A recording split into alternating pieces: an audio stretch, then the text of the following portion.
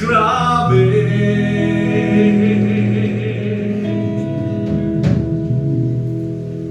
grabe ang naranasan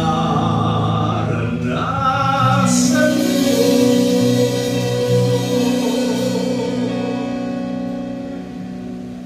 Sa pag-gising pa lang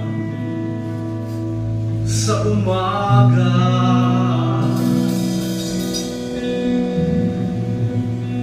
hanggang sa pagpapahinga,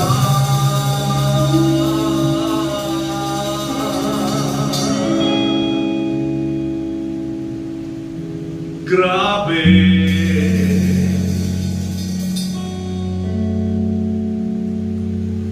grabe,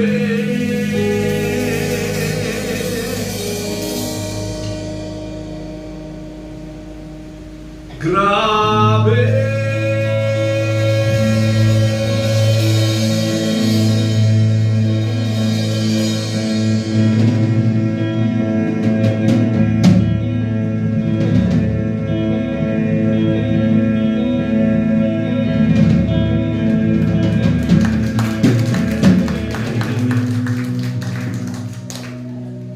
Grabing bless ang buhay ko.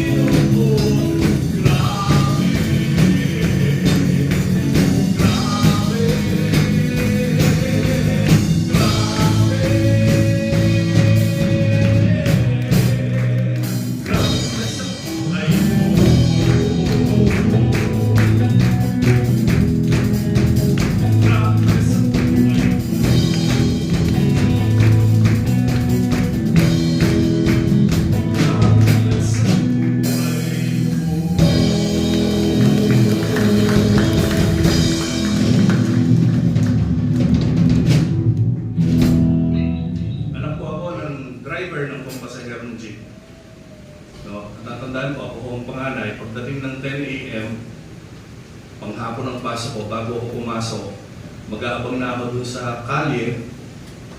Pagtigil nung jeep na minamasineho ng tatay ko, gaganon ko na yung t-shirt ko, tapos bubuhos na ng tatay ko yung kinita niya.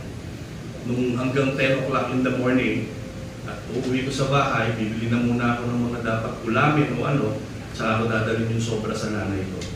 So, ganun mo yung routine ng buhay namin. At sabi ng tatay ko, marunong daw ako kumanta. Kaya ang ginagawa niya po, bata pa lang ako, sinasali niya ako sa mga amateur singing contest. Siguro mga 100 mahigit po yung nasalihan ko. No? Simula grade 4 ako hanggang 3rd year high school.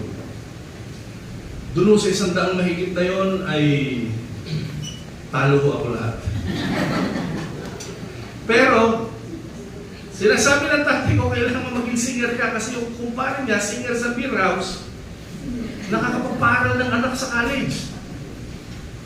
Sabi niya, anak, kailangan talaga marunong matuto ka kumanta. So, pinaparinig niya sa akin yung mga kanta ng Mark Monroe, Frank Sinatra, Engelbert Humperdinck, mga Tom Jones. Sabi niya, Miss Noemia, pag may mga patay po, yayayain niya ako, kakanta ko, tapos yung mga nanonood, nagbibigay ng 5 piso, 10, 2. Pag uwi namin, bibili na lang yun, pag-design, okay, siopaw. Lumaki ho ako na gano'n hanggang sa 1985, sabi nung nanay ko, sabi ng tatay ko, mag-audition ka doon sa Bagong Kampiyon, yung kay Bertao Marcelo, tsaka kay Pilita Corrales. Audition ka doon. Siguro mo, mga bandang February, audition ako. March, audition ako. Kada Sabado yung audition, Pastor. April, May, June, audition. Bakit sinasabi, bumalik ka ulit, iyo. February 1986, sabi nung nag-audition master, ayos ang kanta mo ngayon, isasalang na kita. 1986 po, ako po yung 19 years old na kumakanta ng mga Tell me when will you be mine? Tell me quando yung mga Please release me let me go. May mga pansa ko dyan, ha? Kilala mo talaga buhok ng mga nakaabot ng mga kanta na yun.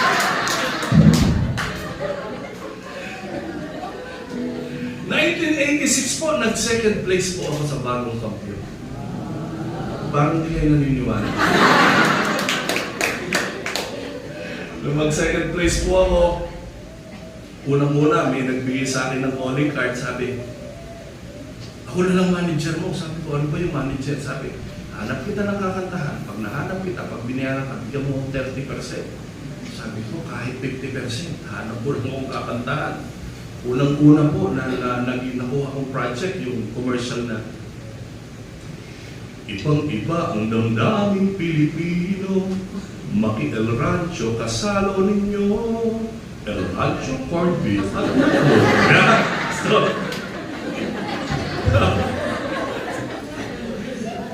hanggang ngayon po, narinig ko pa nung huling flight ko, no? Yung Philippine Airlines, may kumakanta yun. Pilipinas ang bayan ko. Pastor, gusto kong talabitin yung kasabi ko, sabihin, ale, ako po yun. At ito ho ang talagang walang patid na pagkita ng pera nung nagawa ko po itong kanta na to. Pia, pia, pia, Cayetano.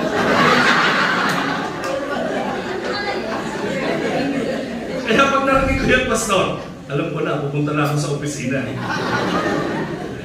Alam niyo, masaya ako, no? Patapos po yung mga bata, hindi alam to. Meron puso noon, multiplex. Yung pag nilagay mo sa kanan, puro boses. Pag nilagay mo sa kaliwa, puro kanta. Puro -1. Pag sa gitna, kanta at -1. So ako po yung Ivory Records na Matt Monroe at Frank Sinatra. Masaya ako kasi ang daming mga racket ha, biglang nauso yung boses na parang nakainom ng pangkulot. Yung gumaganito, yung sa huli, di ba? Eh pag ako po gumanon, parang ako si Tarzan. Dahil klasikal ako, pang ano ako pang kopyang di nabili, may amag sa tabi. Kaya hindi ako pwede nung may mga pakulot-kulot yung mga R&B. Sabi nung manager ko, John, sa nightclub ka na lang kumanta. Total, yung Matt Monroe at Frank Sinatra, meron na tayong pang-entrada sa nightclub na ikaw to. Di, wala naman akong choice kasi gusto kong makapag-aral. Nag-aaral ako sa FEU, sa Rizal kami. So, 3 hours bago kami makarating ng recto. No? Tapos ang mahal ng pamasahe. So, binigyan mo ako, inoferan mo ako ng ng nightclub, 300 pesos per day. Yung 300 pesos ho na yun, 6 to 7:30, 20 kanta. 9 to 10:30, 20 kanta. 11 to 12:30, 20 kanta. 60 songs, 300 pesos. Okay na rin kasi ang tatay ko, nagdadrive na maghapon, ang kita lang 120. Kaya ko kakanta ko 3 hours, 300, pwede na. Ako ho ipanganay, sabi ng mga kapatid ko, kuya, sabi ni mami, ikaw doon magpapaaral sa amin. Di siyempre, ano sasabihin mo? Sino rito panganay? Diba? Wala na tayong choice. Sabi natin, opo. Garal ka mabuti, mga kapatid mo ba? Opo. Ako wala akong ibang alam na hanap buhay kundi kumanta. So, ang ginawa ko, nag-apply ako doon sa Across na sing-along na ang bayad naman sa akin, 75 pesos per hour. So, kakantawa ko dito ng 20, tatawid ako. Another 20, 75, babalik ako, 20, 120 songs magdamag. Sabi ko sa akin, nung mga kasama ko sa nightclub, walang ho ang singer, meron ho mga, ang tawag noon po, hostess, ngayon, social na, CRO. Sabi sa akin, John, madami namang gustong mag-table sa'yo. Hindi niyo na po itatanong, nung bata-bata po, kung ako po si Bong Revilla. Hindi, Pastor, hindi ka lang makapaniwala kasi si Jinggoy na ang ako meron.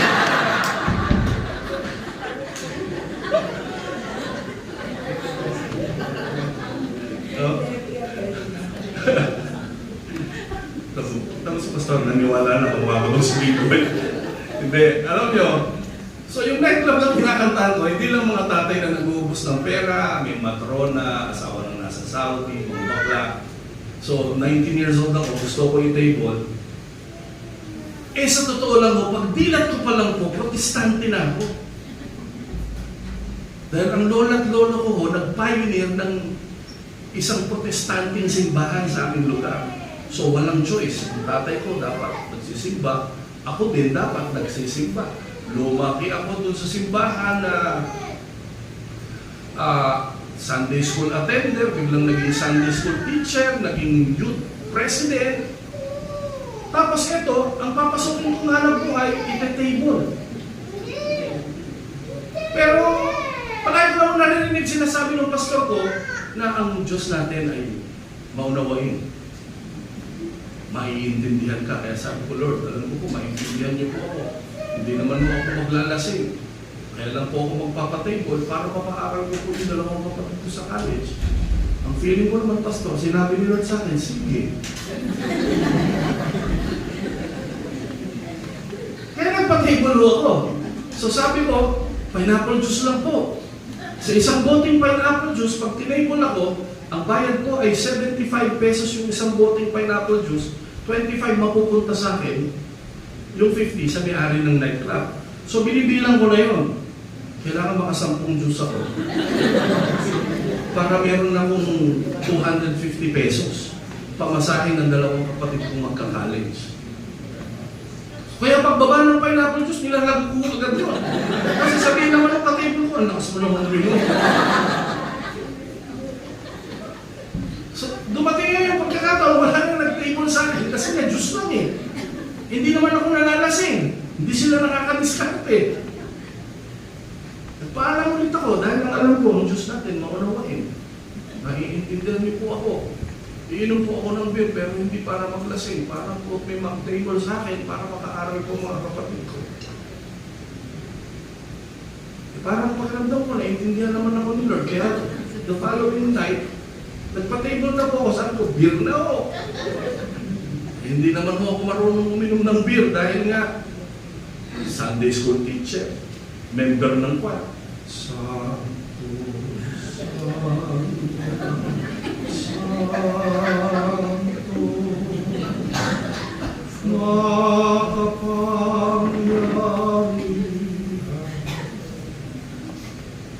kaya lang, pagdating ng gabi, pwede na ako mag-table. Wala din ako nagtitable sa akin kasi Kristiyano ho ako eh. Pero palagi sinasabi sa akin ng mga hostess, John, alam mo, total, hindi mo kayang uminom ng marami. Pinakamadami mo na, 4. Mas maganda kung okay lang, total, lalaki ka naman, mapahipo ka. Ako, hindi mo pwede. Pero feeling ko, naiintindihan pa rin yung kaya sumunod, ako na nagsasabi. Gusto mo umipo. Sa pineapple juice, 25 pesos, pag hipo, 50.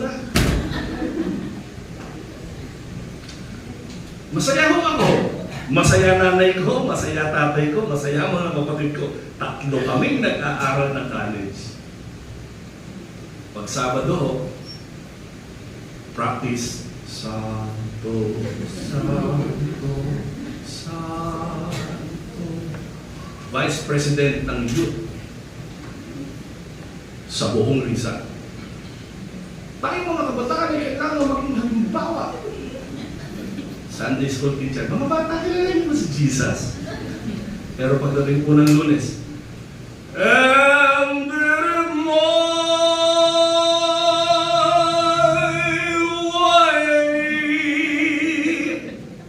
tipo.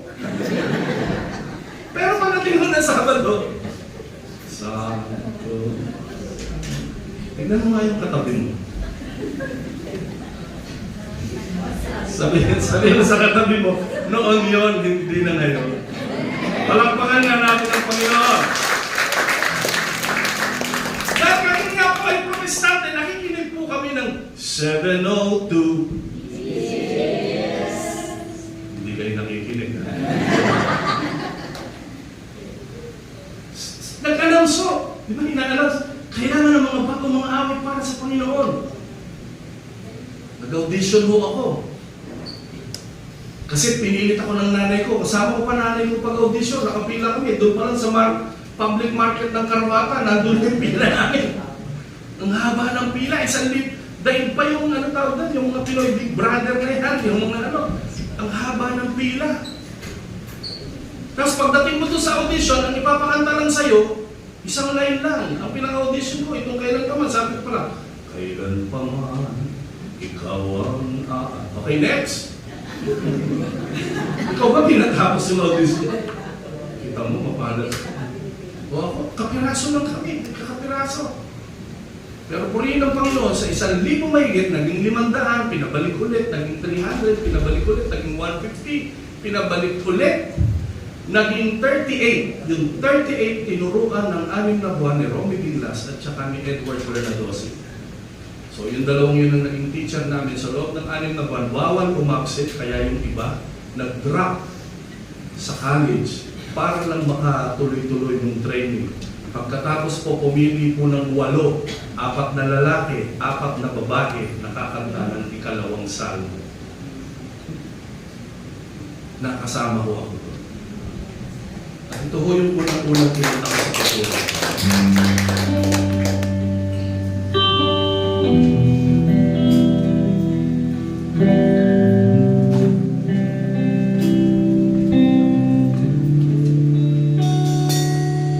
Siya sa atin mo, Jesus, ang puso ko sa kasalanan nagawa laban sa'yo. Nagtatapa, sumasamo, tumutulo sa harap ng banal mong trono. Lumalapit, di man karapat-dapat. Alam niyo, pagdating dun sa lyrics na yun, umiiyak ako. Sasabihin ni Romy Diglas, sige, ulit. Eh noon pa naman po, hindi ka pareho ngayon. Ang mali mo lang, lumalapit. Yung lumalapit lang, uulitin mo. Noon po, pag nagkamali ka, simula ulit sa una. Ulit ka naman. Siya sa atin mo, Jesus. 2 oras na ho, hindi ko matapos yung 3 minutong kanta. Kasi habang inuulit-ulit ko, lalo akong naiiyak. Ang sabi ni Romy Diglas sa akin, John Laver, kailangan ng mga taong bumili ng cassette tape na may umiiyak na singer. Pag concert, pwede kang umiyak. Pero pag recording, dapat malinis. Bumalik ka muna sa inyo, umuwi ka muna. Tapusin mo muna lahat ng mga dapat mong tapusin. Bukas bumalik ka para i-record mo.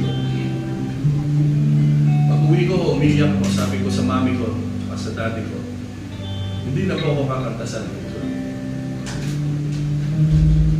Sabi ng tatay ko, bakit? Ano ba mawawala sa'yo? Sabi ko, ang problema ko kasi pina-audition niyo ako sa Papuri.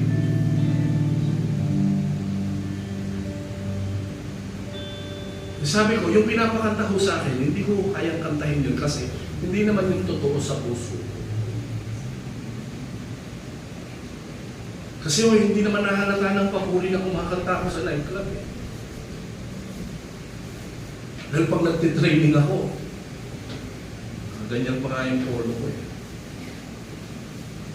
Pero pagdating ng gabi, balik sa dating ko. Umalis ako sa nightclub. Pero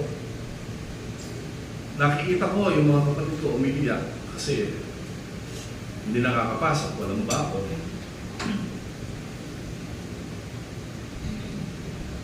Pagkatapos po ng launching ng album ng ikalawang salmo, sabi ko, Lord, alis po ako sa Papuri.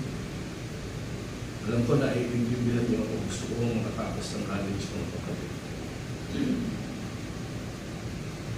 Bumalik ako sa pagkanta sa nightclub. Dala ang pangako sa Panginoon. Pipilitin kong sundin yung kalooban mo kahit nasa loob ako.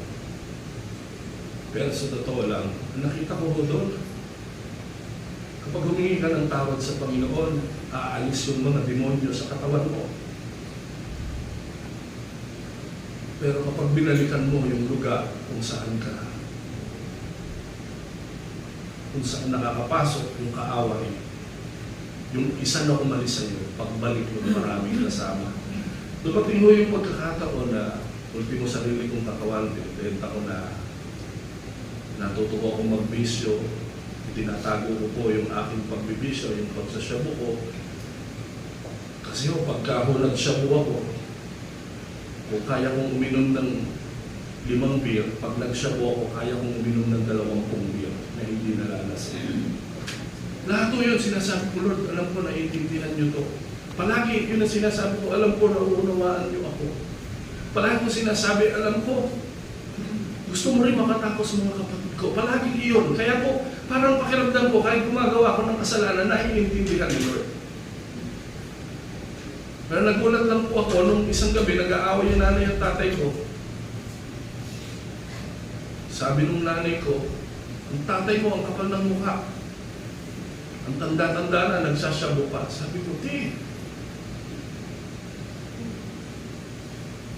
Sabi nung tatay ko, matagal na ako nag-TTS, porque ikaw ang kumikita, parang ikaw ang tatay dito, ikaw ang nasusunod. Ngayon, ipapakita ko sa inyo. Kung naman yung kinikita mo dyan sa pagkanta mo sa nightclub at kung ano-anong ginagawa mo sa nightclub, kaya ko yung lampasan. Sa simula ko, nagagalit po kami. Kasi hindi lang ko gumamit ang tatay ko, nagsyabu pa, nagtinda pa.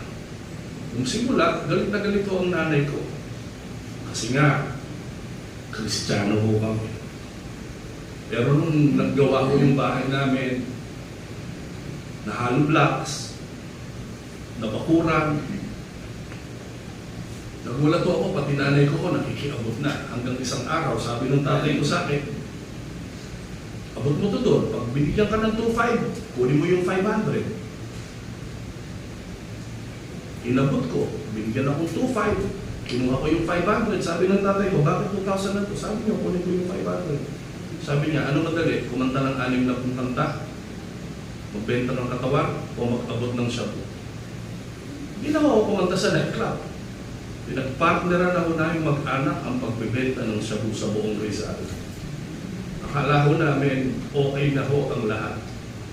Dami naming pera, dami naming alahas. Ang mga kapatid ko nakakapag-aral sa magandang college, sa eskwela. Pero 1991 po, na dyaryo na radyo. Queen of Shabu ng Binangonan, nakulong na. Nanay ko po yun. Don Pepe, number 1 drug lord sa buong Rizal, nasa kote. Tatay ko po yun. Gusto po namin dumalaw sa kulungan, pero ang sabi ng mga pulis, lahat kayo accomplice na kayo sa crime, huwag kayong magpakita. Kinuha ko ng pulis lahat ng properties namin, lahat ng alahas, lahat ng pera, pinawithdraw sa akin. Sabi, papakawalan yung nanay ko na buntis. Pero hindi mo pinakawalan pagkakuha nila ng billions na binigay ko sa kanila. Dahil po doon ako, nagtigil na lang ako sa ilalim ng lamesa. Doon ako dumudumi, doon ako naliligo, doon ako kumakain. Yung mga kapatid ko umiiyak, sinasabi, Kuya, lakasan mo yung loob mo, ikaw na lang ang pag-asa namin. Sabi ko, iwanan niyo na ako, pumunta na kayo pinalola. Doon na kayo tumira. Sa umaga mo may kumakatok sa bahay namin, nagpakilala pastor. Tapos sabi ko nung pastor, nakilala ko yung nanay at tatay niyo sa kulungan, nakiusap sila na puntahan ko kayo. Sabi ng pastor, mahirap lang kami, pero pagkakain kami, kakain din kayo. Sumama kayo sa bahay namin. Nasintensyahan po ang nanay ko, life sentence. Ang tatay ko po nasintensyahan, 19 counts, life sentence. Naging tagalinis po kami ng church. Hindi kami marunong maglinis kasi nakakaw kami ng drug lord eh. Biyak ko yung mga kapatid ko kasi nahihirapan sila. Tapos lalo na nung dumating yung pastor at sinabi na sintensyahan na ang nanay nyo, dadali na sa correctional, pati ang tatay nyo, sabi, gusto nyo bang dumalaw? Iyakan kami lahat. Pero alam niyo, sabi ng pastor sa amin, John Aber, alam ko, tinanggap niyo si Kristo bilang Panginoon at tagapagligtas. Pero huwag niyo mamasamain ha. Gusto ko lang sabihin sa inyo, sana nung tinanggap niyo si Kristo, hindi lang tagapagligtas. Sabi, marami kasi sa loob ng church, tinanggap si Kristo bilang tagapagligtas, kaya lang nagpupunta sa simbahan para mapunta sa langit. Pero hindi nila tinanggap si Kristo bilang Panginoon dahil hindi nila sinusunod si Kristo. Kung gusto niyong tanggapin si Kristo, hindi lang tagapagligtas, kundi Panginoon ng buhay niyo, sumunod kayo sa maikling panalangin ito. July 17, 1991. 89 po ako nasa Papuri. 1991. Tinanggap po namin magkakapatid si Kristo, hindi lang tagapagligtas, kundi Panginoon ng buhay namin. At ang sabi sa amin ng pastor, kahit nakakulong ang nanay at tatay niyo, naniniwala ako, may tatay kayo sa langit na pwedeng tumulong sa inyo. Kailangan po namin ng abogado para po ang nanay ko, nabanggit ko kanina, buntis, para makapanganak sa labas. Pumunta po kami sa 702 DCAS. Ayoko sanang pumunta, pinilit ako ng pastor. Sabi, alang-alang sa mami mo, nakakaawa yung mami mo. Puro galis sa sobrang init sa kulungan. Sabi, kailangan natin ng abogado para makalabas siya pansamantala habang buntis. Pumunta po kami sa kay Bishop Fred Magbanwa. Pagkakita sa akin ng Bishop Fred, binakap ako ng mahigpit na mahigpit. At ang sabi, anak, inaantay ka lang namin. Hindi kami makapunta sa inyo kasi baka magmukha kami nakikialam. Pero ngayon, ano yung pwede namin maitulong? Pinuntahan po niya ang attorney lang kanila, pastor ng sambahan sa Nain. Ito pong attorney lang kanila for so many years, hindi na nag-aabogado. Pero napilitan pong mag-abogado para lang tulungan po kami. Bigyan po ako ng trabaho sa FEBC janitor. 60 pesos isang araw. Kapag naglilinis ako, umiiyak ako kasi isang oras ko 100, tapos ito sa FEBC 8 oras 60 pesos. Alam niyo ginagawa ko pag umaga, doon ako nagwawali sa bahay ng Bishop Fred sa tapat. Kasi po doon sa 60 pesos, nandun na yung almusal tanghalian na punan ko para malibre akong almusal. Doon ako kina Bishop Fred, tapos nagpe-pray ako, sana tawagin ako ng Bishop Fred para mag-almusal. Palagi naman po akong answered prayer. Everyday, nakikialmusal po ako kina Bishop Fred. Pagtanghali po, doon po sa Pibias, katabi ng FEBC, meron po doon si Manang Solomon. Alahating kanin, ang sabaw. Pagdating ng gabi, sabi ko, Lord, patulugin mo na po ako kahit alas 5 pa lang.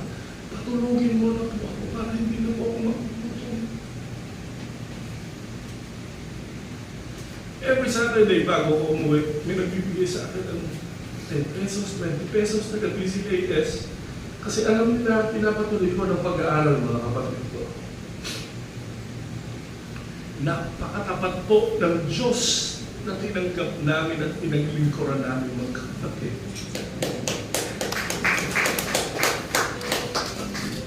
Nakagraduate po ng college yung dalawang kapatid ko, naging teacher, naging teller sa bangko, kahit nakakulong na namin, tatay namin.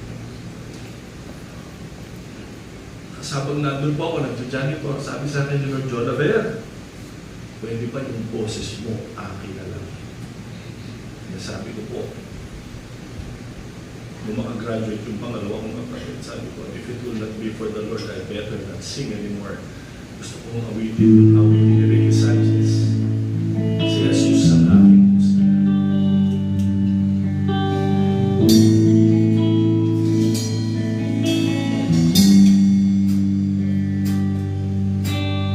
Ako'y umaawit noon,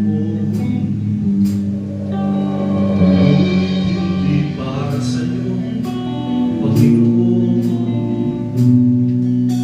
pagkat di ko alam kung anong kahulugan. Sa akin man di walang kahulugan. Ngayon ang musikang hatid, nagmumula sa puso ko, itong awit. Papuri ko'y sa Diyos, pagkat tinubos ako. Kaya't awitin ko'y sa'yo. Si Jesus ang aking musika, nagbibigay sigla sa bawat titig at nota. Si Jesus ang aking musika, sa akin nagsasaan ang bawat awitin na si Kristo'y ay sa akin.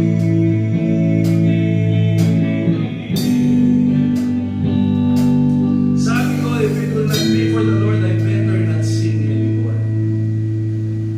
Marami pa akong mga nag-o-offer ng jingle sa commercials. Kasi po yung mga composer natin sa Papuri, mga jingle composers din yun.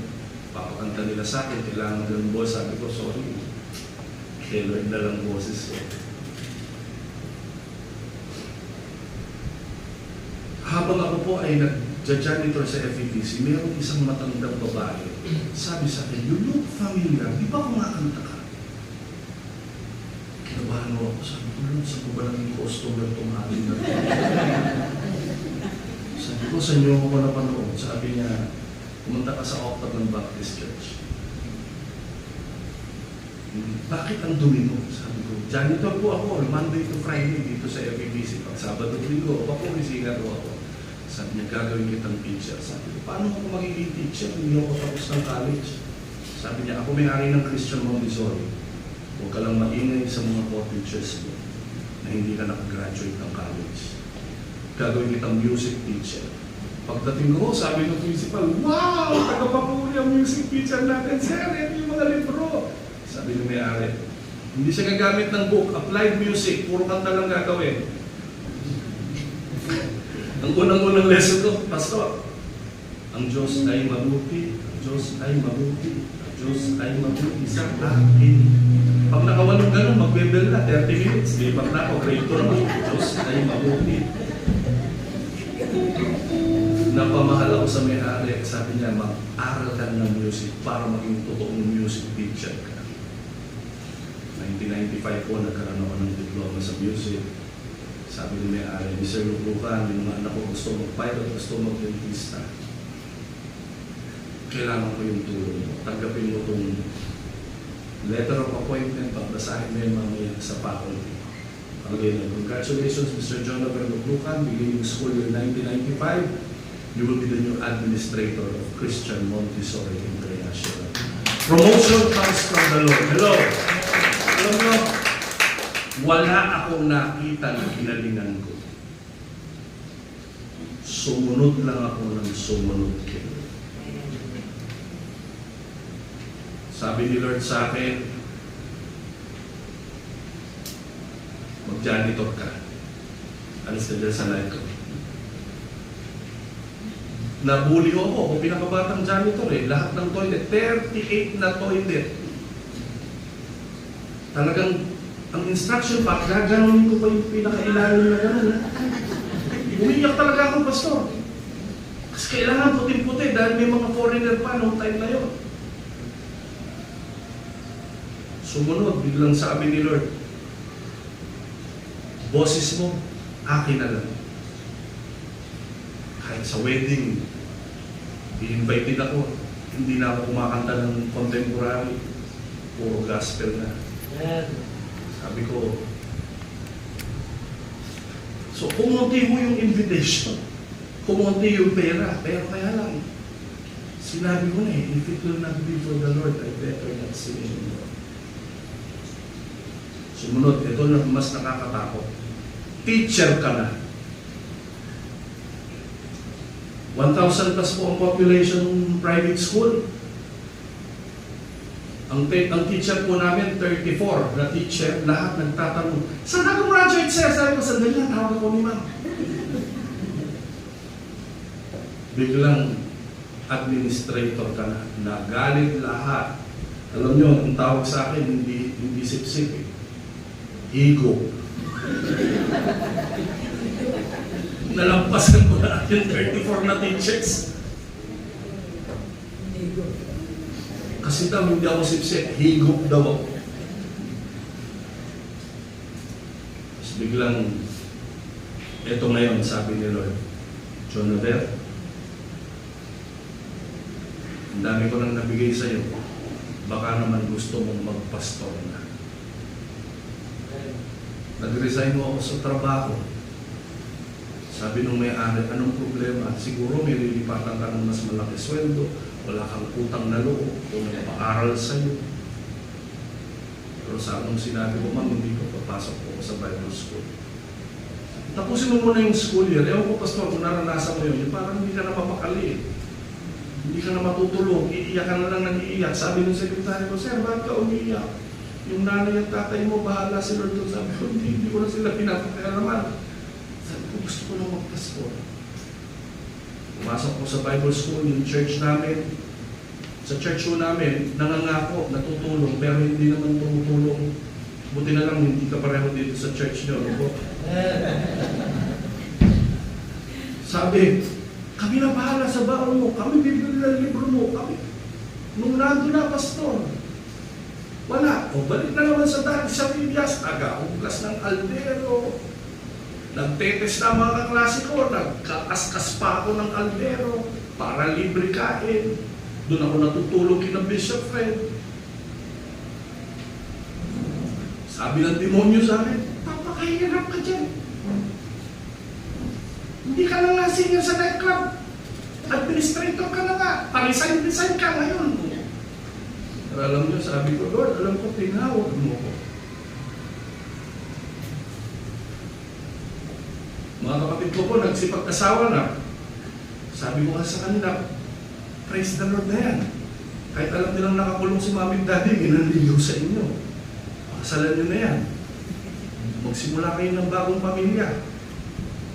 Sabi, kuya, paano ka? Sabi ko, hindi ako mag-aasawa. Binigyan ako ni Junji ng kanta. Kung dinadalangin kong sintay, wala pa man. Ang panahong paghihintay, tila walang katapusan. Di ako magdaramdam, basta't lagi kang nariyan. Sapat na sa akin ang ako, ikaw lamang. At ito'y pangako ko kailan pa man. Alam niyo po, biglang nag-flashback sa akin yung life and death in the power of your tongue. Ano mang lumalabas sa bibig mo, yun ang gagawin ng Panginoon. Sabi sa Numbers 14:28. Kaya bigla akong tumungo. Sabi ko, Lord, nag-joke lang po ako. Gusto ko talaga magkasabi. Kasi natatakot ako, baka mamaya sabihin, nasan mami mo? Queen of Soy, nasa. Dati mo, drug lord. 19 counts pa. Pero alam niyo po, sabi nga po, no, ang ginawa ko, nag-focus ako sa pagkanta sa papuri, volunteer sa church, Sabado at Linggo, nandun lang ako sa church. Ang aking pong pastor ay evangelist, so ako taga-kanta kahit saan siya pumunta. Bit-bit ako namin bit-bit ng speaker, ako pa nagkakalas ng mga lilinisin mo yan isa-isa, yung mga kordon. Malinis naman kordon dito, no? Mukhang naglilinis naman yung drummer nyo. Yun, no? Kasi dapat musician na naglilinis yan, church, no? So, yun mo ang aking trabaho sa church, no? Pero alam niyo po, nagkasakit ho ako, na-hospital ako. Hirap na hirap po ako huminga. Sabi nung pastor ko, Jonathan, all things work together for good. Sa loob ko, gusto ko sabihin, ikaw kaya mapunta ng ospital kung sabihin mo yung all things. Pero tingin kayo sa akin, alam niyo, pag sinabi ng pastor sa atin at sinamaan ng verse, kahit hindi mo mapaniwalaan, i-claim mo na. Habang nandun po ako sa ospital, bumukas yung pinto ng kwarto ko, yung early morning, sabi, good morning! May magandang dalagang doktora. Ako yung doktora mo. Eh kasabihan, di ba, ang mapapangasawa mo, kamukha ng kamag-anak mo, pamilya mo, eh kamukha ng nanay ko. Eh sabi ko, ang preaching ng pastor namin, declare. Dapat daw sabihin ng bibig, believe. Pag sinabi mo ng bibig mo, panampalatayanan mo.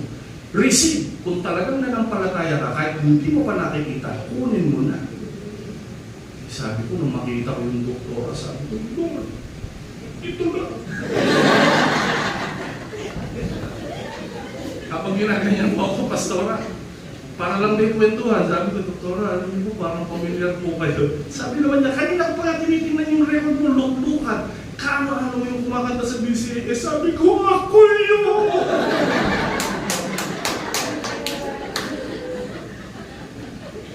Nagpaalam ako sa pastor ko. Pastor, pwede po ba, hindi mo na ako mag-church sa akin. Ha? Binakilala po akong doktor. Sabi niyo, all things work together for good.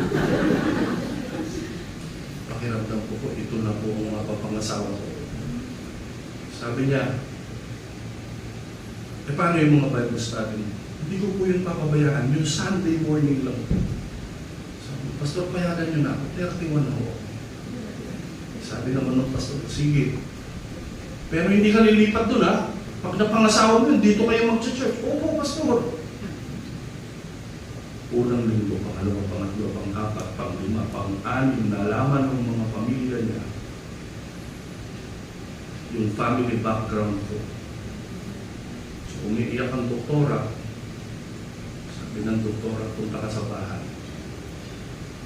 Punta ko sa bahay nila, nilait-lait ko ako ng buong pamilya. Pero sabi ng doktora, kahit ayaw niyo po, 30 na ako, 31 ko, si Pastor Joe, magpapakasal kami kahit kay Mayor. Eh, ang doktora ko, Chief Medical Doctor ng ospital. Ang kapatid po na nag-iisa, konsihal ng bayan ng Angon. Kanila ko yung pinakamalaking mga properties sa Angon. Eh, nung nagsalita ang doktor ng ganun, biglang sabi nung tito niya sa akin, mahal mo ba talaga pamangkin ko? Hindi gusto ko sabihin, hindi pa nga po ako nanliligaw eh. Nag-pray pa lang po kami. Eh, napakawa na ako, sabi ko, opo. Pero talagang pinag-pray ko naman.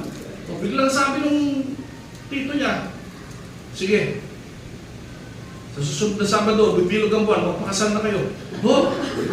Sabi ko, teka mo no, mag-iipon pa po. Sabi mo, huwag ka na mag-ipon, sakot ko na.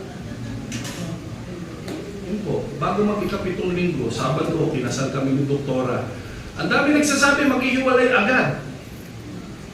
Kasi 6 weeks lang kami, hindi pa nga po 6 weeks eh, 6 days. 6 days lang po kami nakikita kada Sunday morning lang. Pero last 2022, kinasal po ulit kami sa Boracay. Sa isang beach wedding na regalo ng Panginoon sa amin. 25 years na po kami. At ngayon, kung June 21, 27 years na po kami. For the glory of God. Bakit ko ito kinukwento? Basahin mo ulit natin yung ating verse ngayon, yung sa Psalms. Aawit sa iyo ng papuri at hindi ako tatahimik, o Yahweh aking Diyos. Pasasalamat ko'y walang pati. Testigo ako. Totoo po yung Diyos na pinupuntahan natin dito. Totoo po yung Diyos na dinadasalan natin. Totoo po yung Diyos na tinanggap natin bilang sarili ng Panginoon at tagapagligtas. Na kahit ano ka pa, kahit sino ka pa. Sabi ko nga po, kapag nakikinig kayo ng mensahe ng pastor, yung sinabi sa amin ni Lord, sinasabi namin sa inyo. Pero kapag umakawit ka, diba, bigla ka na lang mapapangiti, bigla ka na lang mapapaiyak. Bakit? Kasi may pinangako si Lord. Kasi may sinabi si Lord. Hindi pinasabi ni Lord, sinabi talaga sa iyo. Sabi nga po, no, pagdating po natin sa langit, wala tayong ibang gagawin kundi magpuri sa Panginoon. Meron po akong isang na-reach out na katutubo sa Palawan. Siya po ay na-diagnose stage 4. Colon cancer. Tapos palagi ko sinasabi sa kanya, total worshiper ka, mag-worship kayo. Tapos sinasabi niya, tayo, nakagawa po ako ng kanta. Sabi, ready na po ako. Alam ko, pagdating ko sa langit, wala akong magagawin kung ipapurihan siya. Dito po, pakinggan niyo po ang mensahe ng awit. Ako'y magpupuri sa'yo, o aking Ama, makapangyarihan. Ako ay sasamba sa'yo, sa iyong kalwalhatian at sa iyong kabanalan. Ang panalangin ko'y magharian mo ang buhay ko.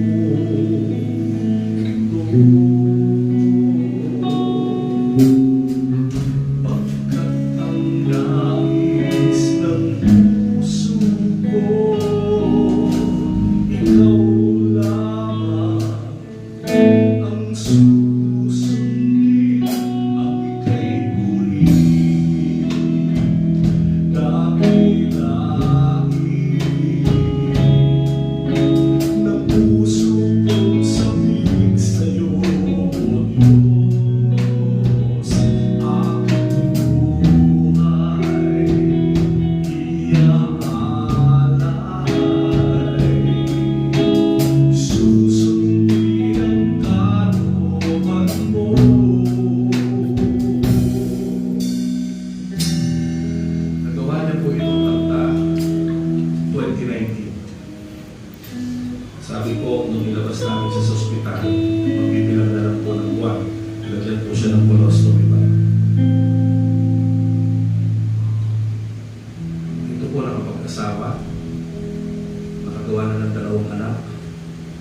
ngayon po nagpapastor po sa kabundukan ng Palawan. Buhay na buhay pa ang Panginoon.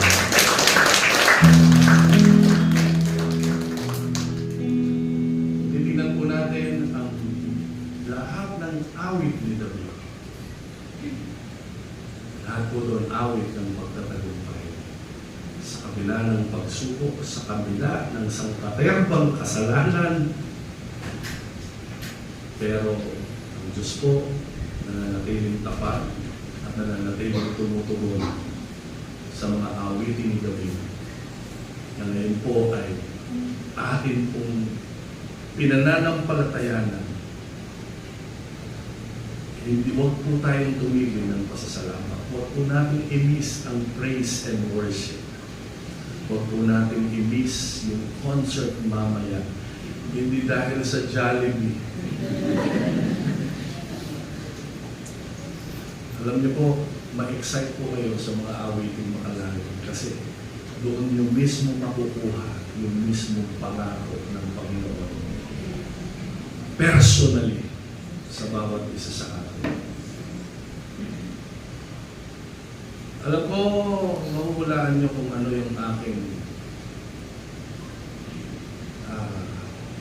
New Year's resolution taon-taon. Siguro New Year's resolution dito ni Sister, Pastora, dito ba yan, nasa likod na nakapiling. Walaan nyo, ano New Year's resolution na?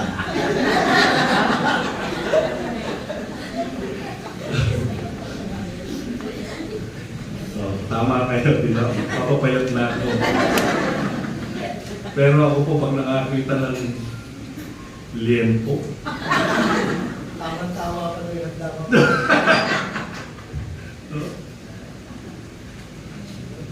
wala, nakakalimutan ko yung New Year's resolution. Si Doktora po, dati po, binibigyan ako mga supplements, mga lahat na lang ng nauso. Pero palagi po siyang bigo. Kaya biglang sabi niya, huwag ka na magpapayat eh. Total, mas marami namang payat na namamatay sa ospital kaysa sa matataba. Sabi ko, pag mahal mo daw ang isang tao, hindi yung tao dapat ang magbago. Ikaw ang magbabago ng pananaw mo para manatili yung pagmamahalan ninyo. Hello! Naniniwala ako linggo-linggo yung mga mensahe na narinig nyo rito, nahahamon kayo. Ano ba yun? No? Kasi kung hindi kayo nahahamon, hindi na kayo babalik.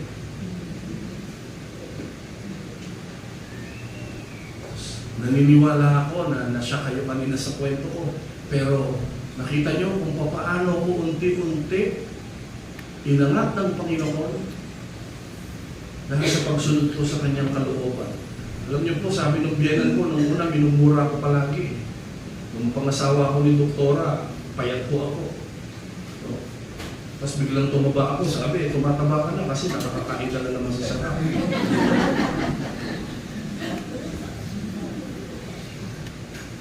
Buti na lang, alam ko na there is power in the name of Jesus. Kaya kada makikita ko yung biyenan ko, ginaganyan ko po yung kamay ko, sinasabi ko, Jesus.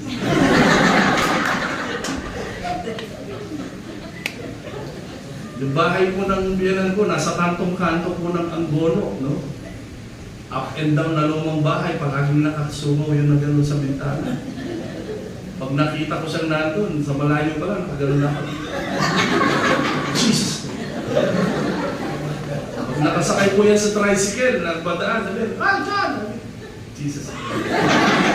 Sa kagaganon ko po, nagkasakit ang biyenan ko.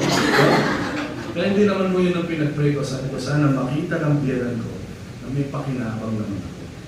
Dahil anak ako ng graduate pusher.